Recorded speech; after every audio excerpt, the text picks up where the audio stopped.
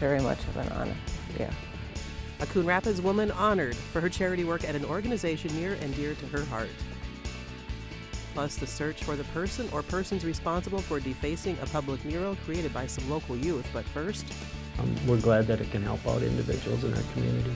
Anoka County getting new state funding to help people suffering from a mental health crisis.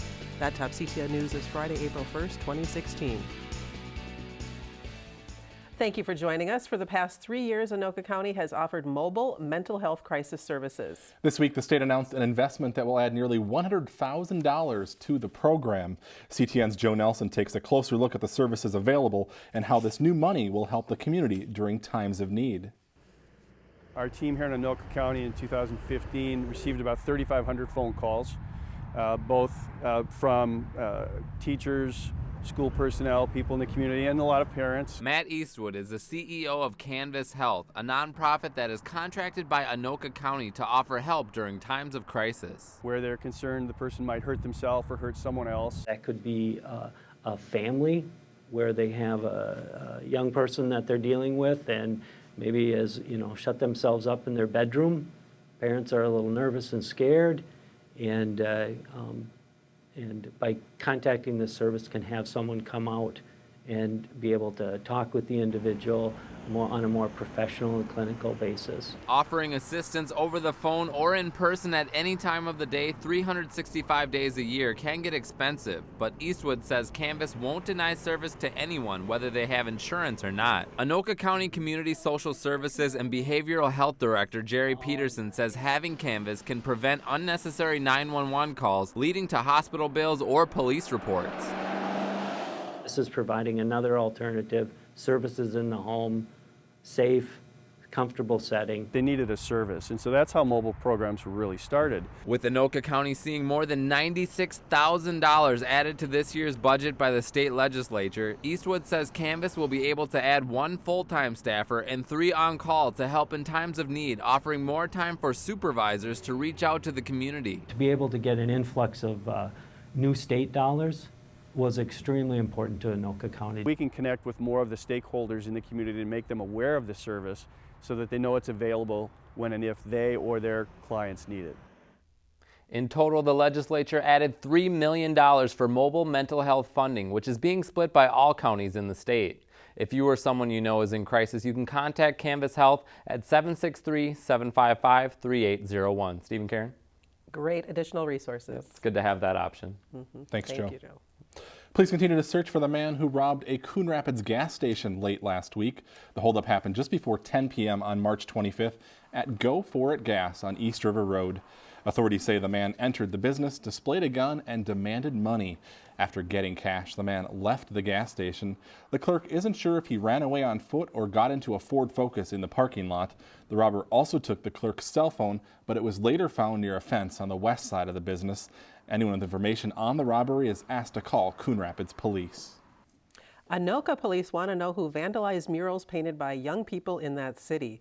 Authorities say there have been a number of incidents along the Rum River, including inside the tunnel under Main Street last summer. The young artists of Anoka painted murals in the tunnel to beautify the public space, but someone painted over a portion of the murals. A $500 reward is being offered, leading to an arrest and conviction in the case.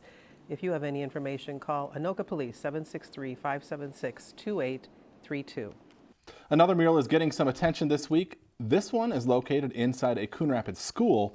CTN Steve Antis joins us now with the details. Steve? Steve and Karen, on Wednesday, the Anoka-Hennepin Regional High School, formerly known as Crossroads, unveiled a student mural to the public. It was created thanks to a grant from the Northwest Metro Healthy Student Partnership, sponsored by Health Partners and Alina Health. All right.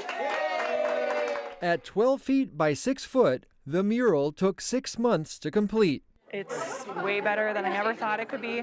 While a few students were at the unveiling, this was the work of 150 students over the course of 2 trimesters in teacher Tracy Bankston's art classes. Each person would paint some squares just sitting around the tables, and then it eventually got done. This work of art was made possible by a Healthy Student Partnership grant. it really was just kind of laying that groundwork foundationally and then letting the magic happen as it kind of played out, as you can see in this mural. Another partner in this was the Banfield Center for the Arts. They hired professional artist T.J. Gerlitz to help guide students through the project. The planning was just as exciting as actually painting because they had so many ideas and you could see their personalities coming out, and then they all worked together. We drew everything with pencil, divided it with with straight lines and rulers, and so that everyone could paint a square. In the end, there were over 250 squares. We all just did as many squares as we wanted. Student Crystal Rearson painted 7. The mural shows us individuality for each individual student and their own ideas and interests and topics that they're interested in. I'm just so appreciative of the students that put their hard work in every square.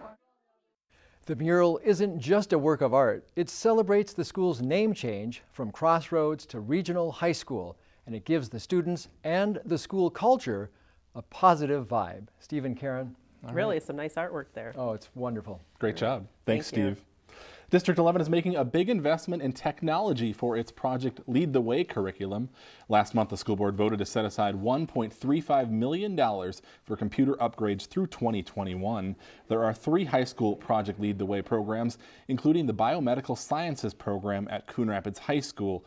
And the technology used must be replaced in 3 to 4 years versus a typical 5 to 7 year cycle for regular classroom computers.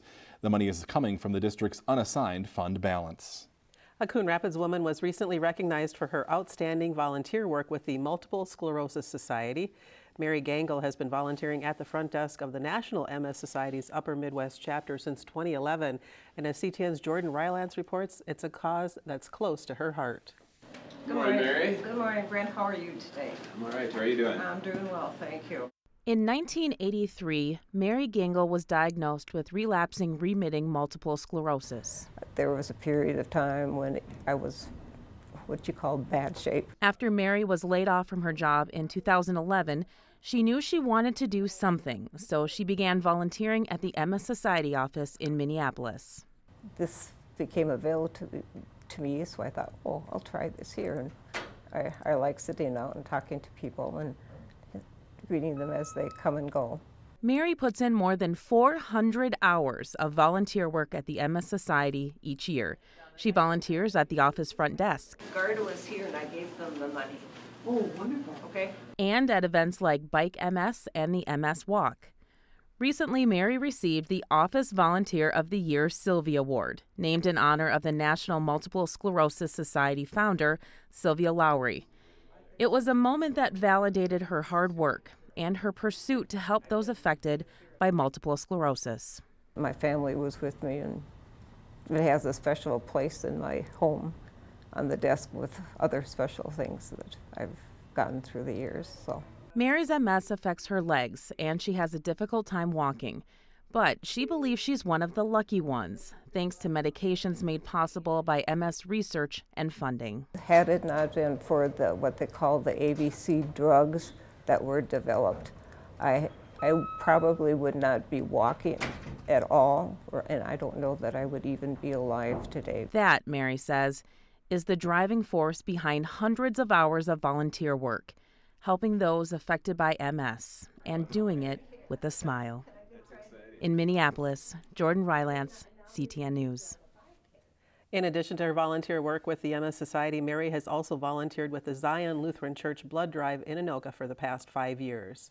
A new brochure is arriving in mailboxes across Coon Rapids for the first time ever. The city has put together a comprehensive brochure of all the park and recreation programs and events it offers. It outlines everything from adult classes and programs to youth activities and camps. And one new exciting change, you can now register and pay for classes online. Just log on to the city's website, coonrapidsmn.gov. The city is continuing its neighborhood meeting series this summer. The first meeting will take place at Thorpe Park on June 14th. Subsequent meetings will be held at 3 other locations throughout the summer. You can see them on your screen there. The meetings run from 6:30 to 8 p.m. Council members and city staff will be on hand to discuss various projects going on around the city and answer your questions. Good that summer's almost here. Yay! That's a positive sign. I'll take it. That'll do it for today's show. Thanks so much for watching.